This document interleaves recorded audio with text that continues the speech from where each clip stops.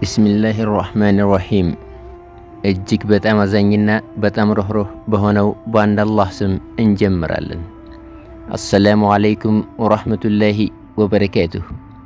የተከበራችሁና የተወደዳችሁ የአልቁድስ ዩቲዩብ ቻናል ቤተሰብ አባላትና ታዳሚያን፣ አልቁድስ ዩቲዩብ ከሚያቀርባቸው የተለያዩ መደበኛ ፕሮግራሞች በዛሬው ከታሪክ አምድ ፕሮግራም የምንጊዜም የሙስሊም ጀግኖች መሃል በግንባር ቀደምትነት ከሚጠቀሱ ጀግኖች መሃል የአንድ ታላቅ ስብዕናና ነብዩን ሰለላሁ ዐለይሂ ወሰለም መቃብር ከጥቃት የታደገ ታላቅ የሙስሊም ጀግና በመባል የሚታወቀውን የታላቁን ሙስሊም ጀግና የኑረዲን ዘንኪን ሕይወት ታሪክ ይዤላችሁ ቀርቤያለሁ። ታሪኩም እንደሚከተለው ይቀርባል። ታሪኩንም ማቀርብላችሁ ወንድማችሁ ከአብ እስማኤል ነኝ። መልካም ቆይታ። ሱልጣን ኑረዲን ዘንኪ የነብዩ መሐመድን ሰለላሁ ዐለይሂ ወሰለም መቃብር ከጥቃት የታደገ ታላቅ የኢስላም መሪ ነበር። ሱልጣን ኑረዲን ዘንኪ በአላህ ፍራቻ የተሞላና ከሙስሊሙ ዓለም ታላላቅ ጄኔራሎች መሃል አንዱ ነበር። በየካቲት 1118 በሶሪያዋ ሀገር ሞሱል ከተማ የተወለዱ ሲሆን የሰልጁቅን ግዛት የሶሪያ ክፍል ያስተዳድር የነበረውን የቱርክ የዘንጊድ ስርወ መንግስት አባል ነበሩ። የሰልጁቅን ግዛት የሶሪያን ክፍል ያስተዳድር የነበረው የቱርክ የዘንጊድ ስርወ መንግስት አባል ነበሩ።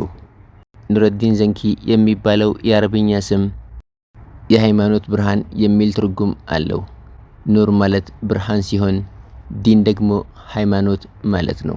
ኑረዲን ዘንኪ ነብዩ መሐመድን ሰለላሁ ዐለይሂ ወሰለም በህልሙ የማየት ክብር ያገኘው የሙስሊም ጄኔራል የኢማዱዲን ዘንጊ ሁለተኛ ልጅ ነበር። ቅዱሱ ነብይ ሙሐመድ ሰለላሁ ዐለይሂ ወሰለም በህልሙ መጡለት። ከ800 ዓመታት በፊት በ1162 ዓመተ ልደት በደማስቆ አንዲት ሰላማዊ ምሽት ነበረች። ሱልጣኑ የሌይል ተሐጁዳቸውን አጠናቀው ወደ መኝታቸው አመርተው ነበር። ወደ ጥልቅ እንቅልፍ ውስጥ ሲገቡ ፊታቸው የሚያበራው ነብዩ ሰለላሁ ዐለይሂ ወሰለም ወደ እሳቸው መጥተው ሰማያዊ አይን ያላቸውን ሁለት ሰዎችን እየጠቆሙ ከነዚህ ሁለት ሰዎች ጥቃት ታደገኝ አሏቸው። ከዚህ ህልም በኋላ በፍርሃት እየተንቀጠቀጡ ከእንቅልፋቸው ነቁ። ነዋፊል ሰላታቸውን ከሰገዱ በኋላ እንደገና ተኙ።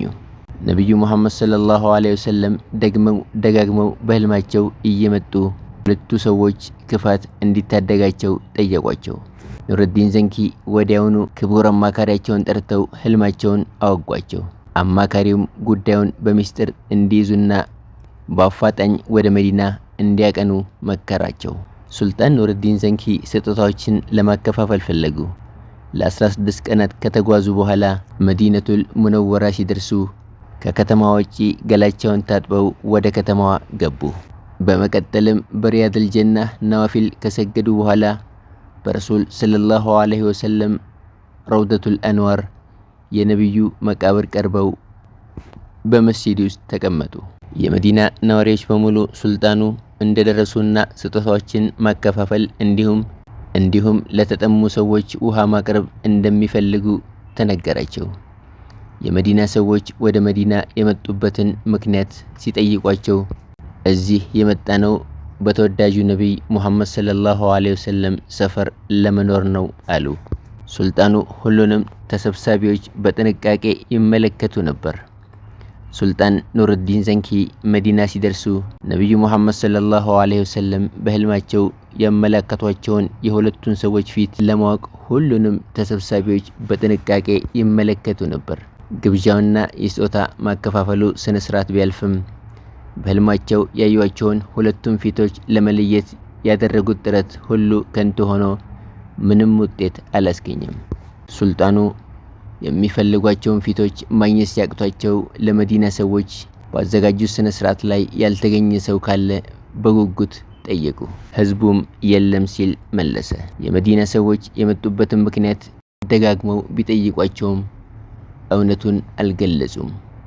ሆኖም በግብዣው ላይ ያልተገኘ ማንም እንደሌለና በከተማው የሚኖሩ ሰዎች በሙሉ መገኘታቸውን ከህዝቡ ካረጋገጡ በኋላ በድንገት ከህዝቡ መካከል ጥቂት ሰዎች ሁለት የተከበሩና በጣም ሃይማኖተኛ የሆኑ ሰዎች እንደቀሩና ሱልጣኑ ባዘጋጁት ግብዣ ላይ እንዳልተገኙ አስታወሷቸው። ሱልጣኑ ተጨማሪ ማጣራት ሲያደርጉ ህዝቡ እንደነገራቸው እነዚህ ሁለት ሰዎች ጊዜያቸውን ሁሉ ቻይ የሆነውን አላህ በመገዛት የሚያሳልፉ በጣም የተከበሩና የአላህ ፍራቻ ያላቸው ሰዎች ሲሆኑ ሁልጊዜም በነብዩ መሐመድ ሰለላሁ ዐለይሂ ወሰለም መቃብር ፊት በነብዩ መሐመድ ሰለላሁ ዐለይሂ ወሰለም መቃብር ፊት ለፊት ይቀመጡ ነበር። ሱልጣኑ በነብዩ መሐመድ ሰለላሁ ዐለይሂ ወሰለም መቃብር አቅራቢያ ሁለት ምዕራባውያን ሰዎች እንደሚኖሩ ሲያውቁ በጣም አስገራሚ ሆኖባቸው ነበር። እነዚህ ሰዎች በህዝቡ ዘንድ በጣም ጥሩና የአላህ ፍራቻ ያላቸው ጊዜያቸውን ሙሉ በሙሉ በጸሎት የሚያሳልፉ በመባል ይታወቁ ነበር። ሱልጣኑ እነዚህን ሁለት ሰዎች ባሉበት ቦታ ለመገናኘት ፍላጎታቸውን አሳዩ። እስከዚያ ጊዜ ድረስ ሱልጣኑ ለማንም የመዲና ሰው ዓላማቸው ምን እንደሆነና በትክክል ምን እንደሚፈልጉ አልገለጹም ነበር። ሱልጣኑ እነዚህን ሁለት የተከበሩ ሰዎችን ማግኘትና ሰላምታ መስጠት እንደሚፈልጉ ተናገሩ። ወደዚያም ሄደው በኢባዳቸው ላይ በጣም የተጉ የሚመስሉትን እነዚህን ሁለት ሰዎች አገኟቸው። ሱልጣኑ ሰላምታ ከሰጧቸውና ከነሱ ጋር እየተነጋገሩ ሳለ አካባቢያቸውን በሙሉ ይመለከቱ ነበር። በድንገትም ወለሉ ላይ የተነጠፈ አንድ ምንጣፍ አጠራጣሪ ሆኖ አገኙት። ከሁለቱ ሰዎች ጋር ሲነጋገሩ ምንጣፉን አንስተው ሲያዩት ሁሉም ሰው ደነገጠ። ምንጣፉ ከተነሳ በኋላ ሁሉም ሰው ደነገጠ።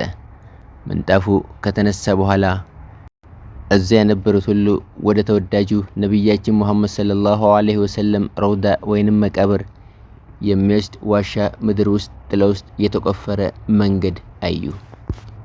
ሱልጣኑን ጨምሮ ሁሉም ሰው ተገረመ።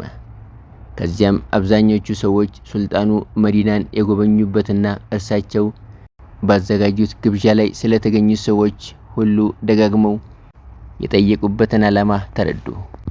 ሁለቱ ሰዎች በጣም ሃይማኖተኛ መስለው በየጊዜው ጀነተል ባቂ መቃብርን ይጎበኙና በደርቅ ዓመታት በልግስና ምጽዋት ይሰጡ ነበር።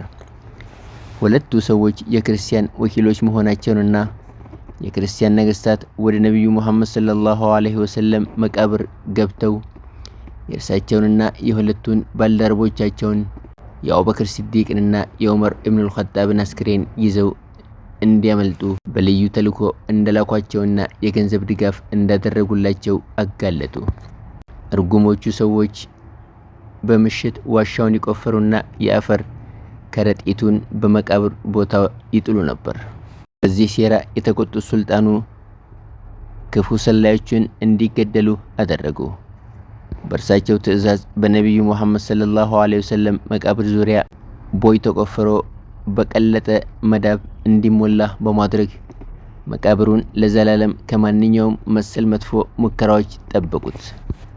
ከዚህም በተጨማሪ የተባረከውን ረውዳ ዙሪያ እስከ ውሃ ደረጃ ድረስ መሬቱ እንዲቆፈር ካደረጉ በኋላ የቀለጠ እርሳስ እንዲፈስበት በማድረግ ማንም ሰው ለዘላለም እንዲያለ ክፉ ድርጊት ለመፈጸም እንዳይሞክር አድርገዋል።